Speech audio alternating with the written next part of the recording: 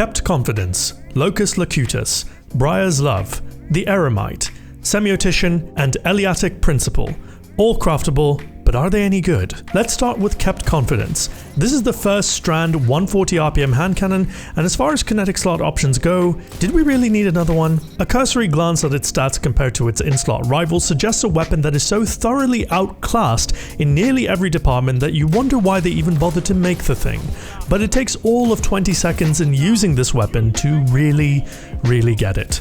This gun feels absolutely sublime in the hands. It's a visual and auditory treat, and there's a real heft and balance to the way this weapon behaves that you're going to see it pop up for just about everything. This season, hand cannons got pretty notable changes. 20% better damage against minors and 75% better damage against mages with a flat 15% buff to reload speed. All of that plays a part in making this hand cannon feel rather capable. In enemy dense content, I didn't feel like this weapon was holding me back. It hits well and keeps itself going rather well, and the perks on offer only add to the experience. For PvE, Stats for All, the new perk Loose Change, and even Quick Draw and Shot Swap for rapid cycling of options are compelling picks for the third column, whilst in column 4, Harmony, Collective Action, and Multi-Kill Clip are excellent ad clearing options. Collective Action might be the pick of the bunch, especially if you're using a Tangle-centric ad clearing build. In PvP, the story continues. You may be tempted by Quick Draw and Eye of the Storm, and fair enough if you are, but we've also got Air Assault and Killing Wind to consider for column 3. Air Assault plays nicely to those who like to grapple around the map and want to invest in aerial gameplay, whilst Killing Wind will boost the gun's mobility, handling, and effective range significantly, making it still a top tier perk for general Crucible. Since it's craftable like Ostringer, this may be an excellent alternative for those who don't already have one, but beyond all that, it just comes down to the feel of the weapon. If it feels good, people will use it, and Kept Confidence is no exception. Last season, Spare Rations came back and it was objectively worse than most of the other hand cannons in the game, period, but it felt really nice, and that was enough for it to be everywhere in comp. I expect the same here, even if it doesn't have all the mainstream PvP perks that you're hoping for. It's not S tier and it's not on par with its rivals, but it doesn't have to be. Definitely try this out.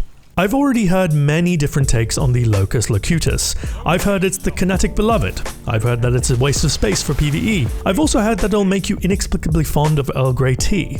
I'm more of an English breakfast man myself, but let's press on. The only comparison to Beloved you can reasonably make is that it's got 40 zoom and it's craftable.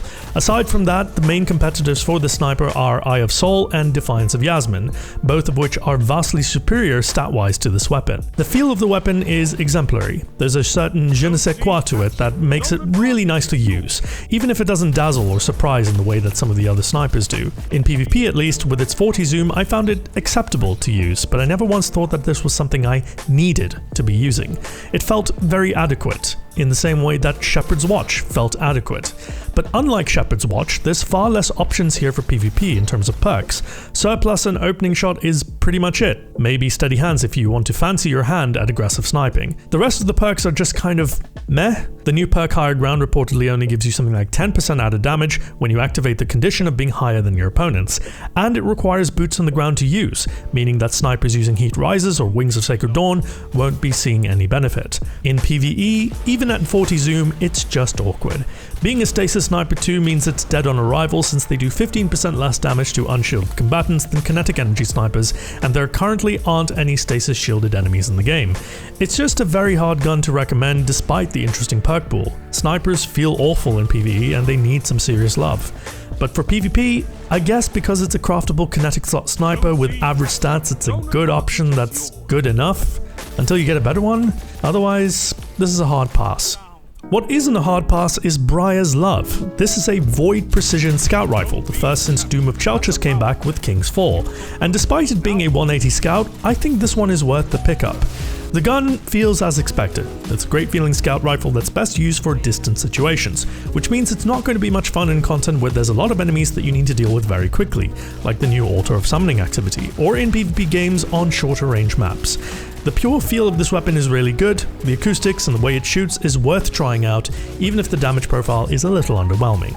That being said, we've got a good suite of perks that works for just about everything. For PvE, Shoot to Loot, Rapid Hit and the new perk Loose Change all catch my eye in the third column, whilst in the fourth column we've got the new perk Precision Instrument, Frenzy, Destabilizing Rounds and Golden Tricorn, a first for a 180 RPM Void Scout Rifle. As you know, Golden Tricorn X2 will boost damage by 50% for 10 seconds, but it's a little at odds with actually using this weapon. Most Void abilities are best used up close and personal, but using the Scout Rifle at those ranges is just kind of asking for trouble. Frenzy would be a better option for ad clearing since it maxes out handling and reload whilst giving you a handy 15% boost to damage. Destabilizing Rounds was by far my favorite fourth column pick. Making enemies volatile from a kill is supremely fun, however you may find the effort to do so outweighs the fun in doing it.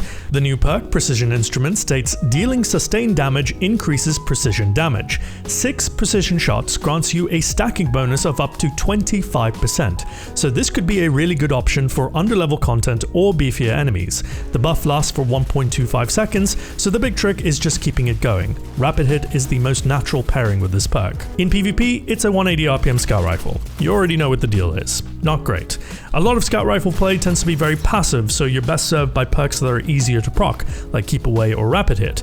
In the fourth column, Explosive Payload will turn you into a dueling monster, but Adagio is the sleeper perk here. Your fire rate will slow to just under 150 RPM, but in return, you will be able to 2-crit one body at all resiliences, needing one less bullet.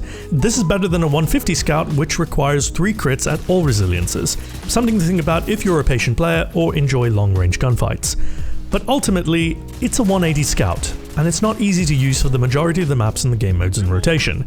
And this is the common theme with this weapon in both sides of the game. No matter which of the excellent perks you run, it's kind of weighed down by its own weapon frame, with one of the worst TTKs in the Crucible and so-so performance in PvE. With so much of the fun in Destiny coming from ad clearing quickly with abilities, builds, and more mid to short range weapons, Brya's Love wants you to do the exact opposite, staying back and plinking from afar. But since the only other Void 180 RPM Scout is a raid weapon, this is an easy recommendation to pick up and focus for. The perk pool is genuinely excellent and there's no clear perk combo winner, and it will likely be a Scout Rifle lover's dream to craft. The Eremite is a solar high-impact fusion rifle, the first one in the game since Iota Draconis in Season 15. It's a big, heavy brute of a fusion that takes some real getting used to, and despite the really solid feel to this weapon, you're not going to want to be using it in PvE all that much. High-impact fusions, like Scout Rifles, really don't work in enemy-dense content. Even with Compulsive Reloader and Reservoir Burst, you're going to be spending more time reloading than actually ad clearing. The charge time, handling, and reload speed all do their part to reinforce the idea that this is a single target weapon option, for one that has a lot of health and needs to be chunked down. This is a champion and boss special, meaning that there's only one real perk combination worth chasing here, Envious Assassin and Controlled Burst.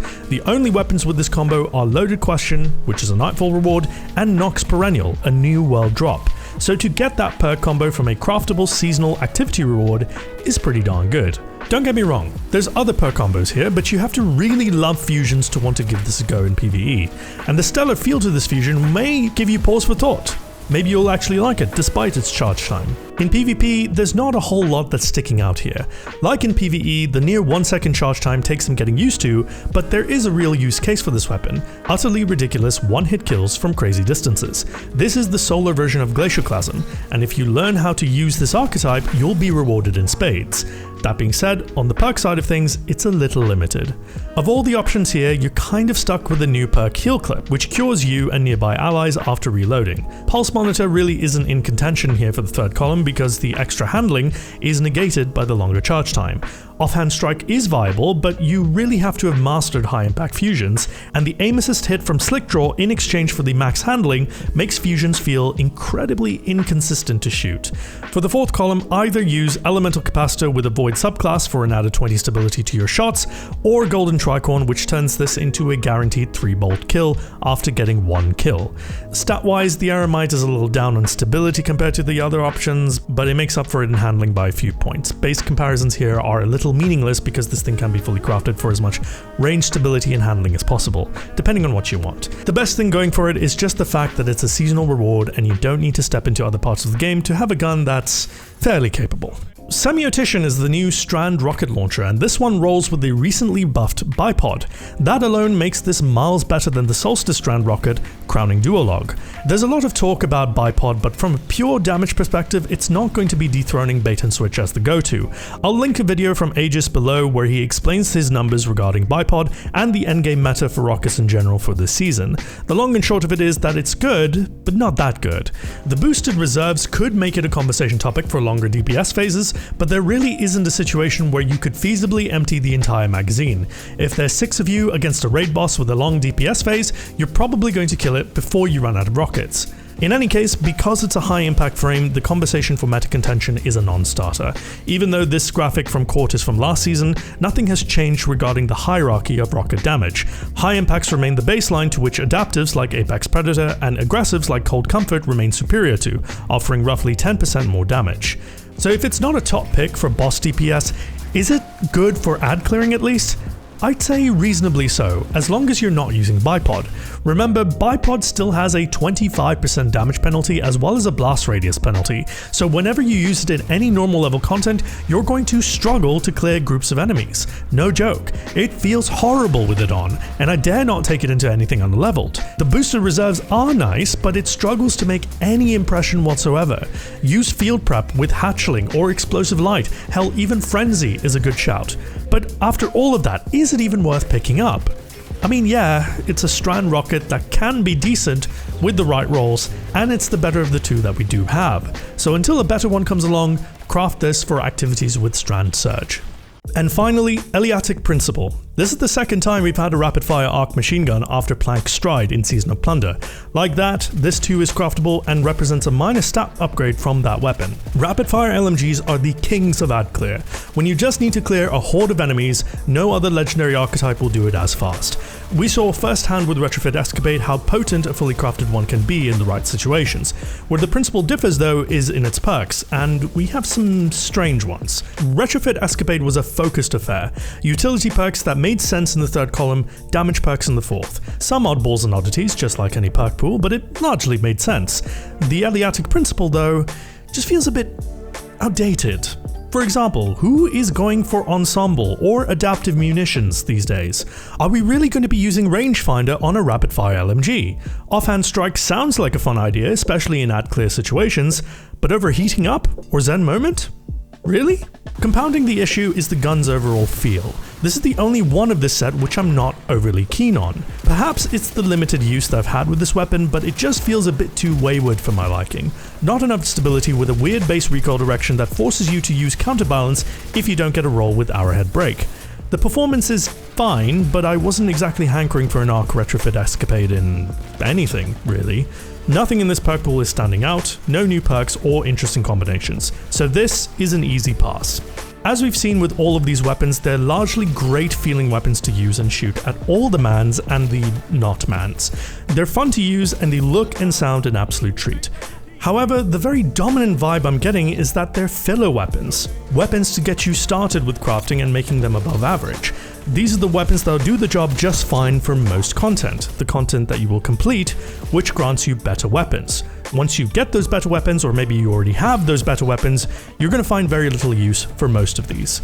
Except for Brya's Love. I think that's the best one here by some distance in terms of utility. It's just too bad it's a 180 RPM scout rifle. Anyways, that's it, and I hope you found this video useful. What weapons would you like me to cover next? Sound off in the comments below. A huge thanks to the patrons for continuing to make these videos possible.